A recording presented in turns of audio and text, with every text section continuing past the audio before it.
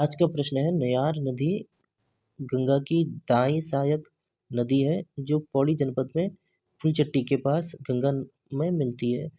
तो नयार नदी गंगा में मिलती है, सही बात है। नयार नदी पौड़ी जनपद की फुलचट्टी के पास गंगा में मिलती है, ये बात भी सही है। लेकिन नयार नदी दाईं ओर से गंगा में मिलती है, ये बात गलत है। क्योंकि अगर हम गंगा की बात करें, इस तरह से अगर गंगा बह रही है तो जो नयार नदी है वो लेफ्ट हैंड से यानी कि बाईं ओर से मिलती है। कहाँ पे? फुलचट्टी पे। फुलचट्टी कहाँ पे है? व्यास घाट के पास। व्यास घाट कहाँ पे है? पौड़ी जिले के अंतर्गत। यानी कि जो नयार नदी है वो बाईं ओर की नदी है गंगा की। और जो नयार नदी है ये सतपुली में पूर्वी नयार और पश्चिमी नयार से मिलकर बनती है नयार नदी।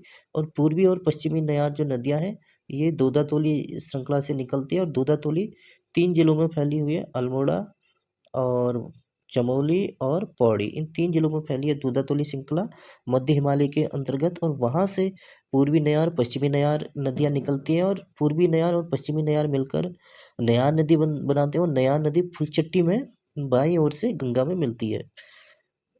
हेवल नदी का उद्गम चंद्रपुर पर्वत से होता है और यह शिवपुरी के पास गंगा में मिलती है। तो हेवल नदी गंगा में मिलती है, ये बात बिल्कुल सही है। हेवल नदी शिवपुरी के पास गंगा में मिलती है, ये बात भी सही है। लेकिन ये बात सही नहीं है कि चंद्रपुर पर्वत से हेवल नदी निकलती है, बल्कि हेवल जो नदी है वो सुकंडा पर्वत से निकलती है। कहाँ से निकलती है? सुकंडा पर्वत से निकलती है।